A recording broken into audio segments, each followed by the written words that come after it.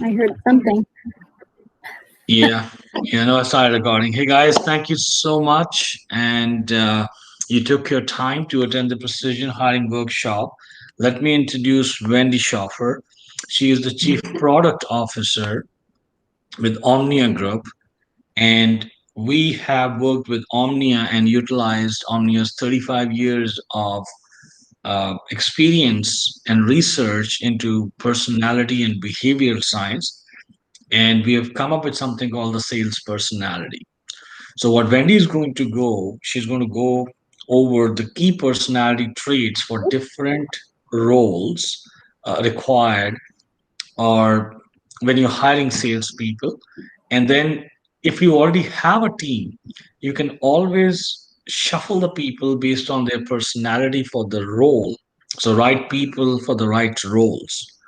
So let me start by giving you a bit of context, and then Wendy could take over. So, sales is a system of interlinked phases or laps. Uh, I was listening to Gong.io, and they mentioned that you can look at it like a convoy where you have all these trucks going, starting from prospecting to qualification, and the journey is from one phase to another. And you cannot have the convoy going with each truck at a different speed. Each one of them have to go together. Uh, so if you have to move the sale from prospecting all the way to close, those phases you have to go through, and for each phase there are goals and KPIs.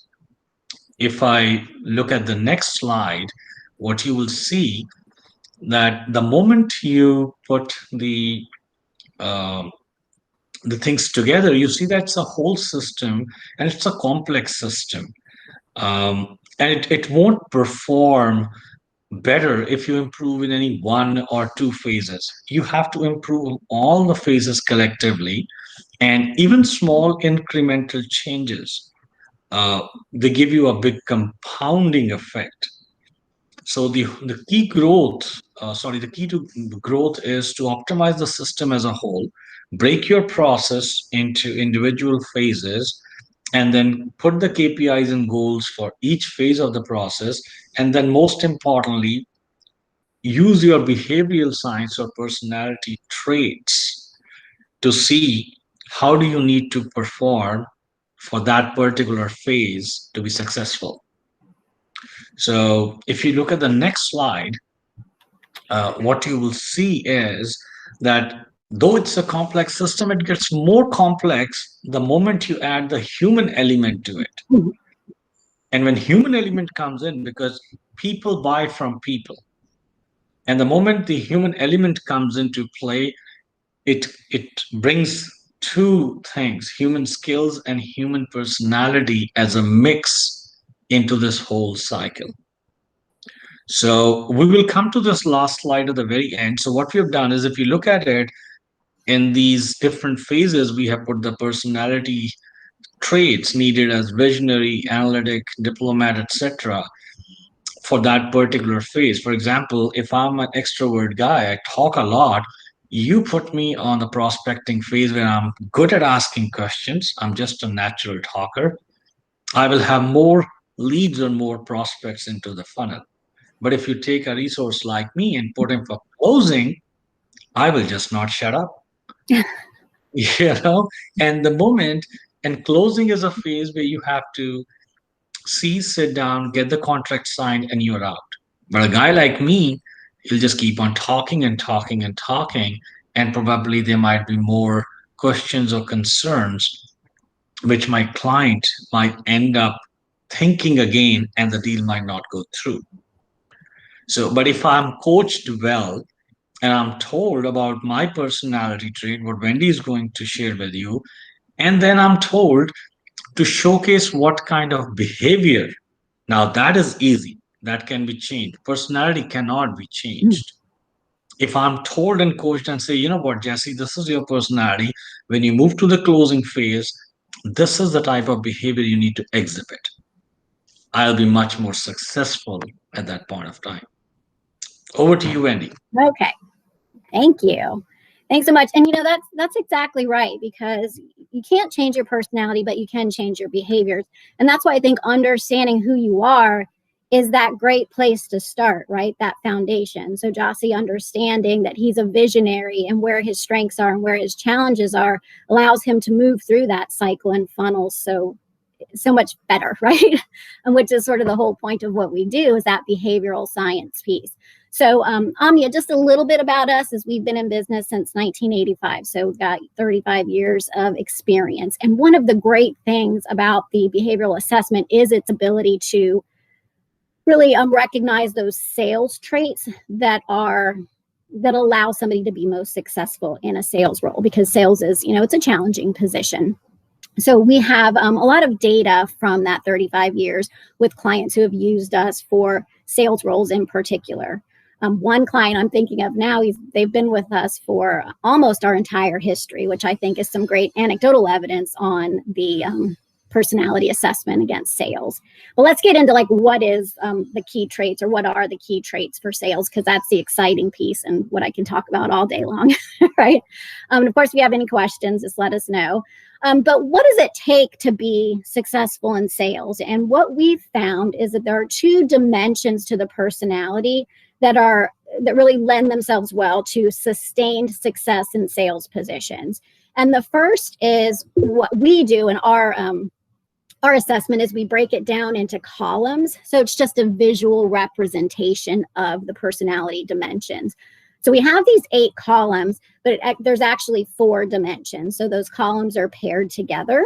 So 1 and 2, for example, measure the first dimension, which is level of assertiveness. And this is really the key behavioral component to successful sales personalities, people who really sustain success over years and years. And it is a high level of assertiveness, which I think probably makes sense to most people, right? And that's that dominance trait. It's that need to exert influence over people and processes, and you're just comfortable doing that.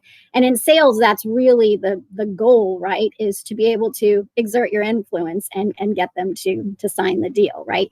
So a high level of assertiveness lends itself to that consistent success over time with sales. The other trait for a successful sales personality is in the column 7. And what that tells us is resilience.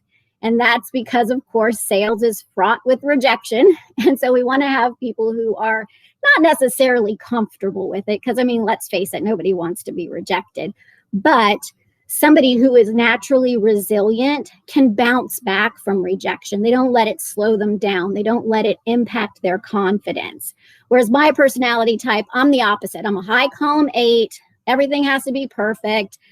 When I get rejected, it impacts my confidence, and I'm going to hide behind paperwork or client research, account research, and do anything I literally can to not have to put myself back out there, right? So that's where that resilience is such a key part of the, sustained success in sales. The great thing about this particular trait is that you don't need a ton of it. You can balance it out with the column 8, and we're going to talk about that as we get into the different IT sales personalities. But when you look at sales, what I like to say is it's like baking a cake. So what do you need in order to bake a cake? You have to have flour and sugar.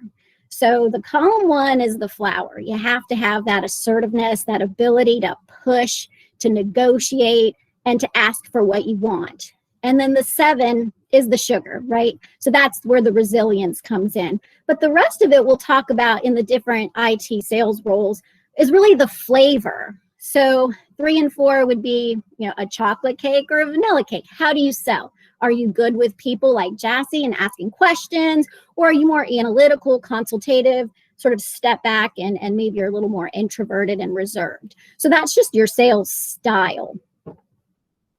Let me click onto there. So what are the different types of IT salespeople? Well, we know. So we've got the hunters, the sales engineers, and the account managers. So I'm kind of going to break those down and talk about what the key traits are in those various roles. So for hunters, right, we know we have to prospect, we have to qualify, we have to discover, ask questions. So you want somebody, again, with that high column 1, and really you're going to see that as the consistent must-have trait in sales. So you want somebody who can take risks. They are comfortable dealing with conflict, because in a sales scenario, it can be perceived as not a negative conflict, but a positive conflict, where you are overcoming objections. You are having to deal with those obstacles that somebody who's less assertive, like myself, would take as a, oh my gosh, they gave me an objection, I'm done, walk away, which we don't want that type of person in sales, right? Which I'm the first to admit, don't hire me for a sales role. So that assertiveness is really what's key for those SDRs, BDRs, and AEs, because they do need to deal with those calls, find new logos. They're out there finding new business, right?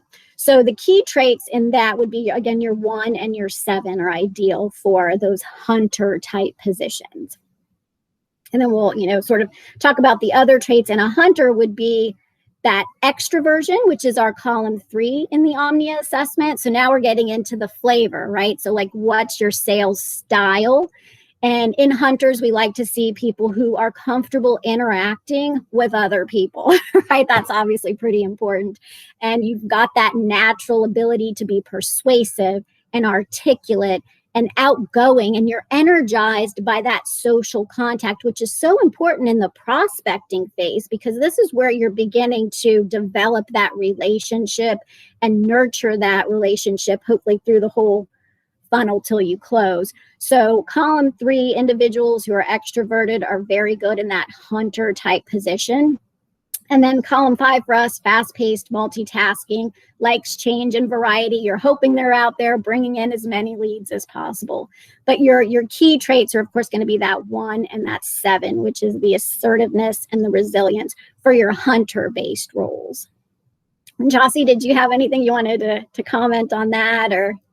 No, it's super perfect. I'm just taking my notes here, Wendy. So hunters for 1 and 7, definitely yes, and very true, because I believe when hunters go and start, it's more like they like that challenge, I believe. Yes. Because if you tell me to go and find new clients, I have to parse so much amount of information as to which industry, which sector, what particular department, and then look at what my offerings are, and then go and talk to a couple of them first to understand what is needed, and then slowly and steadily I get into improvisation. So definitely yes. And, that's a great word, improvisation, because I think that the 7 really lends itself well to that, because they're so, a column 7, aside from being just resilient, which is very important in sales, but it's also independent, where you don't need a lot of information in order to act. I heard a really good analogy the other day that the difference between people who are column 7 and column 8 is a column 8 wants to fill a barrel of information before they act, whereas a column 7 only needs a thimbleful of information before they act. And I thought that was a pretty powerful statement, because in sales, you're collecting data throughout that whole process and you have to move things forward. So that's I like the improvisation piece. Yeah, and Wendy, there's a question from Ashok. He says, can this have biases as our personality tests can vary with conditions? I mean, that's a great question. And so what Omnia does is we have 2 adjective checklists. One is your self-concept, how you view yourself, and one is how you perceive other people view you on the job. And so we're looking at these 2 pieces of data in order to determine sort of where somebody is most comfortable, because an assessment is a snapshot in time. But most of the time, as long as somebody is taking it in a moment where they're not under a tremendous amount of stress and pressure, that we should get a good result. And that result should be consistent over time. I actually I never thought about this. Thanks, Ashok. It definitely can be affected if you are under a tremendous amount of pressure or stress at that moment. So we always suggest kind of wading through that a little bit. Wow. So that was a great question. Yes, thank you. So the next one are the farmers and the account managers, so these are your customer success people, the ones that are taking that account and nurturing it. And from a sales perspective, you want them to expand the account, right? So it isn't just a traditional customer service where we're answering questions and resolving problems and letting it go.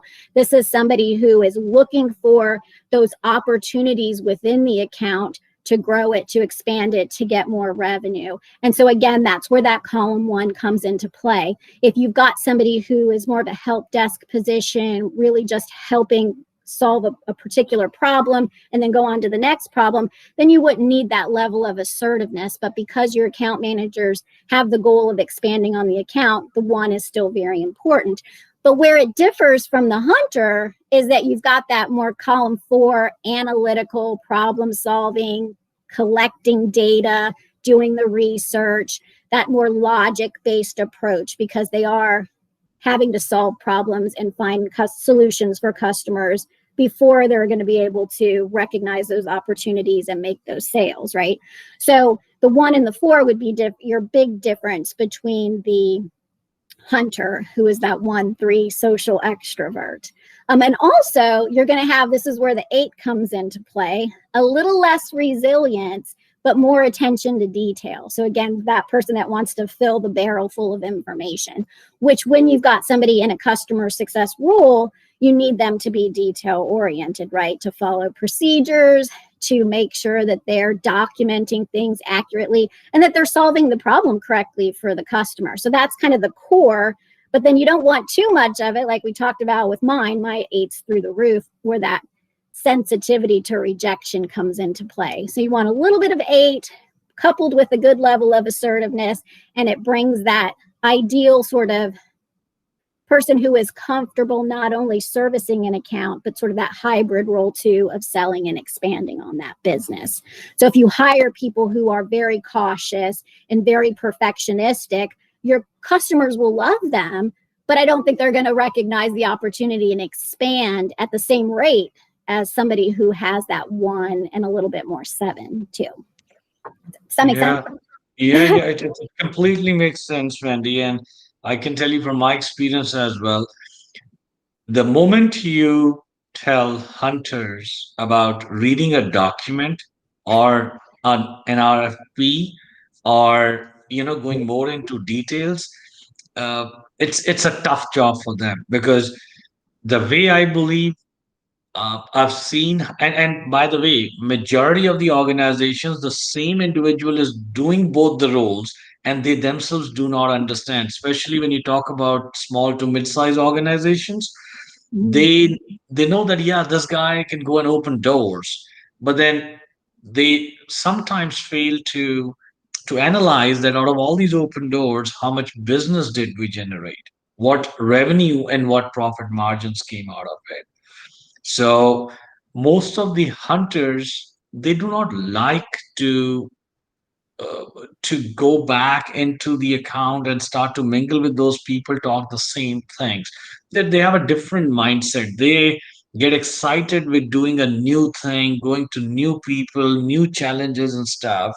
And definitely, farmers on the other side, they they have the same mental attitude, I'll say the assertiveness, but they have this huge thing for details, that what is that you want me to do, whether we will be able to deliver or not.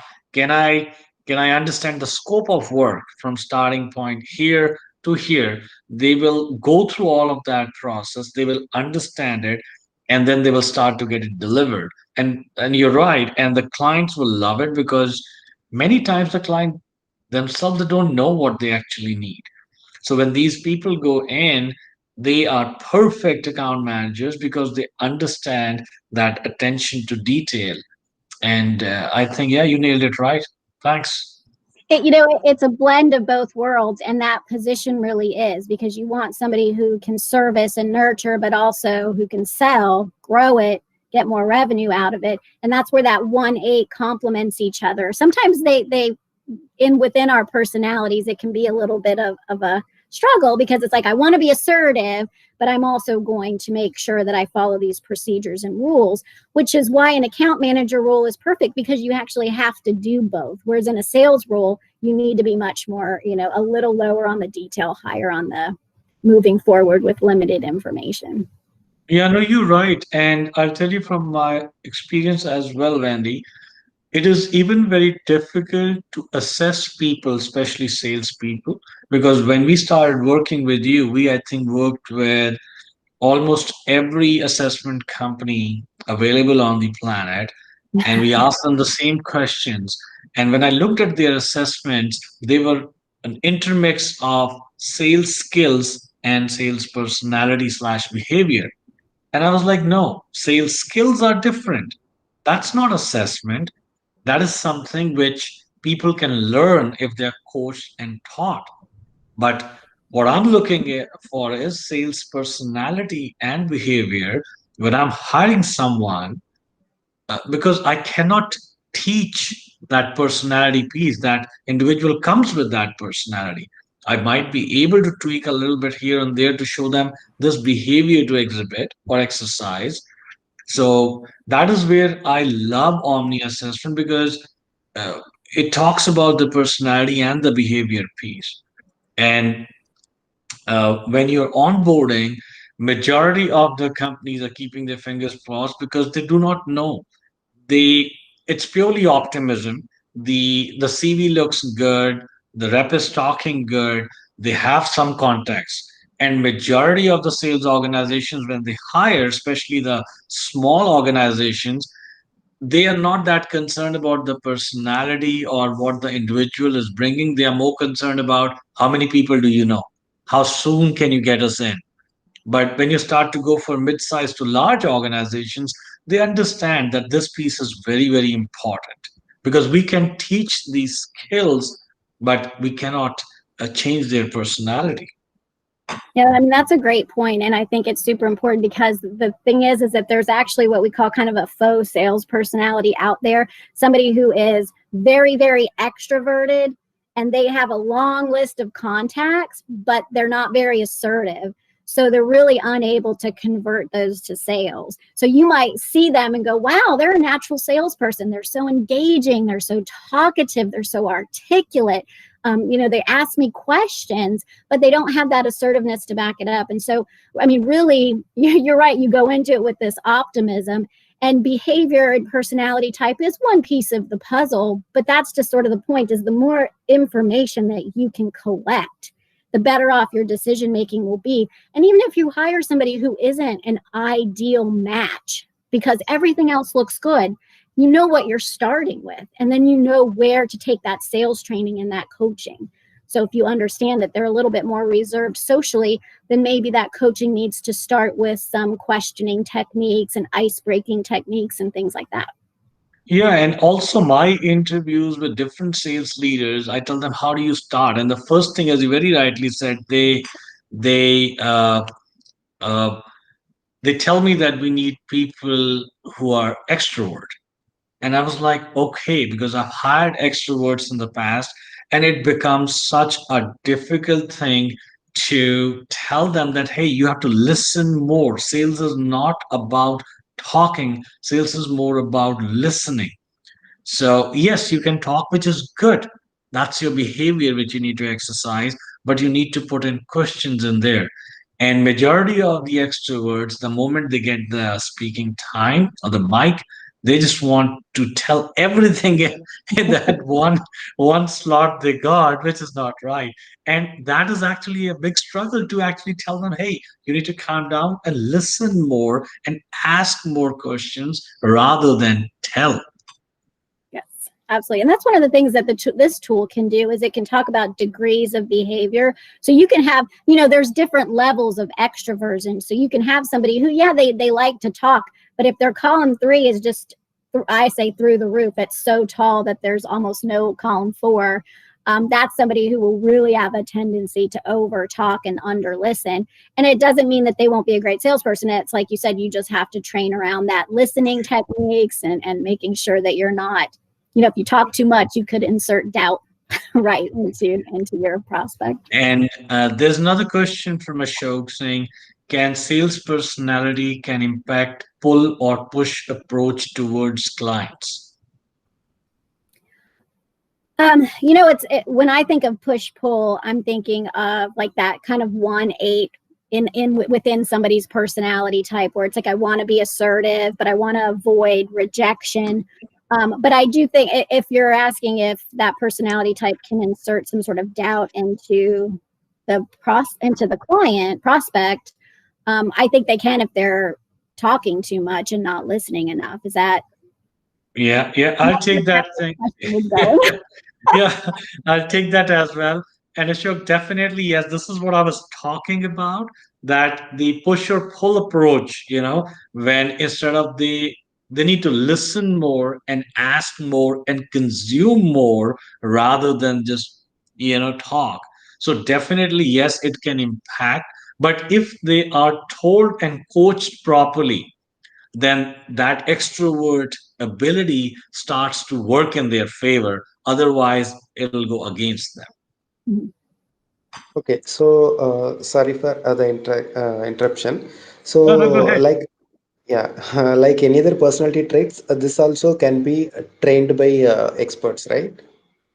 I will say you can coach to a little bit. Personality won't be, you won't be able to change the personality, but Yeah. what behavior they are exercising at what part of the sales cycle, that can be coached. Wendy, correct me if I'm wrong. Yeah, no, that's perfect. Because what happens with our core traits, our natural traits, that's what drives us. So that's how, we're driven. If we are tall column 2, for example, not very assertive, we're literally driven by this need to avoid conflict, which is what can make us weaker sales personalities. However, that column 2 person, if they're really motivated enough and sales is something they love, or maybe it's what really pays the bills, and it's the best, like it's a very lucrative career, right, if you can do it well. So they can push past their comfort zone and change their behaviors in order to be successful in sales. The issue as an organization is it's going to be a lower percentage of people who can really do that. So if you're naturally assertive, your odds of being successful are higher. If you're not naturally assertive, they're lower. But you're right, it doesn't mean you can't do it, but you do have to cut against your natural grain, so to speak. And I think what happens is those individuals can burn out a lot quicker, or not quicker, because I think somebody who's naturally assertive probably won't burn out at all. But so you've got those considerations when you're hiring somebody who Yeah. isn't a natural fit. So in this situation, so there is something known as learned personality and something is born personality, right? So in this case, when we are going from learned personality to a born personality, so it transits over a period of time. So in a salesman's career, so if he is going through this particular journey, so how long it can sustain when it comes to the position which he is holding? For example, as you said about the hunters, so if a person who is not a hunter, who is put in hunter as a part of his journey, so how the team can mold up him? It's it only through coaching, as Jasmine has said, or through any other modes? I mean, I think it's a lot of coaching, and internal motivation of that individual and what they're want. If they want it bad enough, then they're going to take that coaching and make the most of it and push past their comfort zone. On the Omnia profile, when we talk about learned behaviors and natural behaviors, our learned behaviors is we have another dimension to the assessment on, like common sense and maturity. But I think what you're referring to is kind of learning those sales skills. Are not the natural traits, but if you're not naturally assertive, how do you go out and prospect and find leads? And can you coach that and teach that? And you can. It's just, will that person be able to sustain those behaviors over time without burning out, without being unhappy because they're doing something that doesn't come naturally to them? Would be, as an organization, those would be your primary concerns. But yes, you would need to coach them in those learned skills and behaviors. Yeah, So and such I would like to emotional add, yeah, go ahead, Ashok. yeah, such a emotional labors cannot be put in sales, is what you are saying by any force. Because as you said, this is considered as a emotional labor type of problem. So if a person who is not assertive, he is put in assertive, then of course he has a lot of chance to get the burnout. So in that case, it is an emotional dissonance and emotional um, labor problem. So in that case, like a front desk officer, they will be having this emotional dissonance a lot. But on the other hand, we cannot afford to lose it, is what you are telling, Wendy. Cannot afford to lose them as a salesperson. Is that, did I Yes. understand that? I mean, you know, if somebody's already in the role and they're not a natural fit, but they're doing well, then that's great. And you wouldn't want to change that because people can push past their natural comfort zone. It's just that the odds of that are lower. So if you've got somebody who's doing it, that's wonderful. And I wouldn't suggest that they should be moved at all. If they're not doing well and you go through those coaching sessions and those training sessions and then they still don't, then that would be a different, you know, really has to be based on that individual, what they want for their career, and are they making it happen. That Thank you. Yeah, and I think I would like to add what happens is when people are looking for a job, it's not that they know majority of the times that, hey, I love sales, I want to get into it. It's a very, very difficult field. So majority of the people who are even doing the sales themselves, they might not like it, but they learn during this process that okay, I mean during their tenure that this is a process which I have to follow through, and once they are told that sales is a process and this is the behavior what is needed for this part of the process, it makes it very easier. For example, a guy like me, I used to be very excited about everything, every little thing as a kid. uh, I remember when I grew up, I got this book, and the title was "I Can Do Everything, but Don't Know Where to Start." So psychologically, I it gave me a break and said, "Oh my goodness, what is this?" And as I started reading it, it kind of described me that what you're excited about things, you want to do that, but you you need to see that you cannot do everything. You have to pick what you're good at, and that's where the personality part comes into play. And then the second book what I picked after that was Know Your Personality. That's, and you know, the great thing about, you know, an IT sales situation is that there are different roles within the whole sales category. In some industries, sales is sales, and there's just that one person that does it from A to Z. But the great thing about IT sales is that you do have different positions. So you've got your farmers, your account managers, you've got the hunters, the SDRs, the BDRs, the account executives. And then as we go into the next thing, the sales engineers. So if you see somebody's not a strong fit as a hunter, maybe that's because they're a sales engineer personality. Of course, they have to have the technical skills to back that up, which is the most important thing of the sales engineer, right? But you know, that person is doing something slightly different than your hunter. And so here we've got that solution maker, the negotiator, and also still involved in that closing process. So still the 1 in 7, but you know, that key trait is that 4, analytical, the listening, and then the ability to put those pieces together to build a solution based on the customer needs, and that logic driven mindset. When IT, I mean, a lot of IT people that they'll be talking with on the client side are going to be their experts as well. So you want somebody who not only has that logical personality type with the assertiveness to see the sales side, but then the piece that we don't measure is the technical skill, right? So you have to make sure that they are truly a subject matter expert in whatever solution you're selling, IT product or, you know, software, all of that. Make sure Very they right, very right. So if I may conclude, Wendy,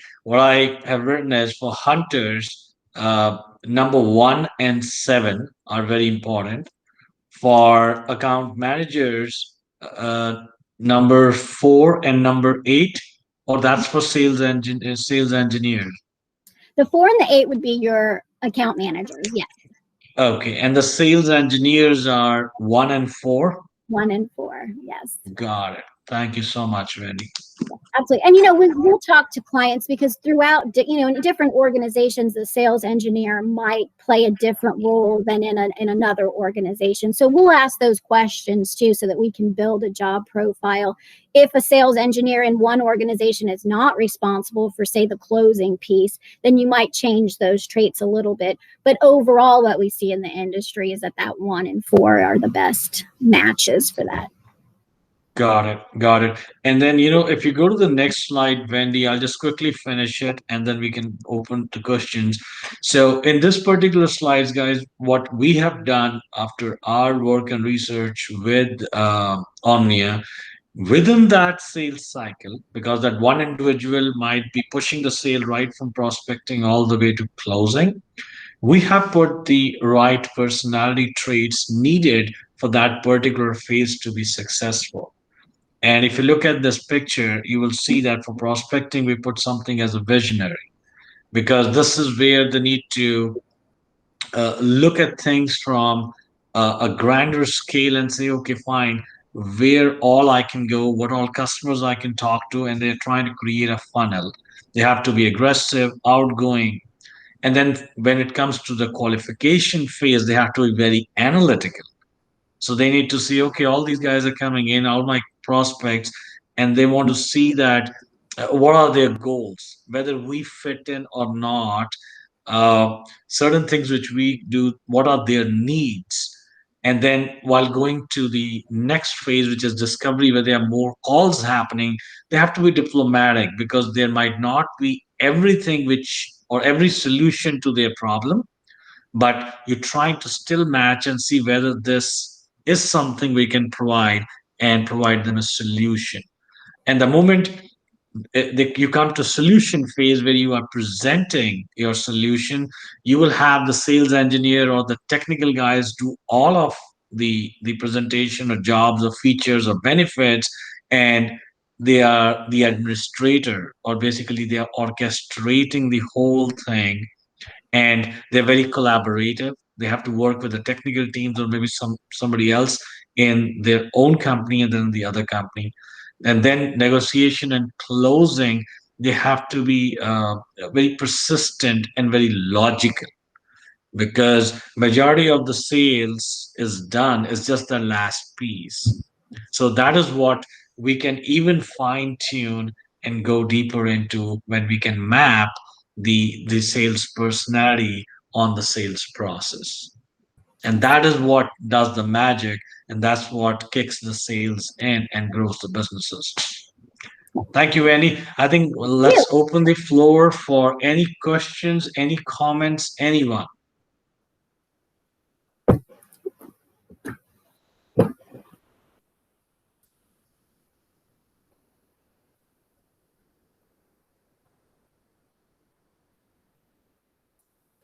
Anybody, any questions?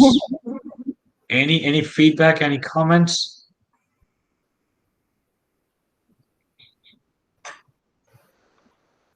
All right, seems we are good. So thank you so much, guys. What we'll do is I will post the link, or you know what, let me actually post the link here as well on the chat. So if anybody wants to check their number 1 to number 7, etc., or 8, and know their personality traits, they can check it here. There you go. Let me know, Wendy, can you see the I can, yes. Would you like me to Yeah. close the presentation? Will that make it easier for everyone, or can people see it? I saw it. Yeah, so I think everyone can see it. So guys, you can have this link and you can, take this is more like a personality teaser by Omnia just to give them a taste and flavor where you can test your own personality, and you can also forward it to your teams in the company or anyone you feel like, so that you can have a coffee a chat over coffee or discussion about what my personality is and where do I fit in well. Thank you so very much, Randy, and Thank everyone who took time and participated. Take care. Have fun. you, everyone. Bye bye. Bye.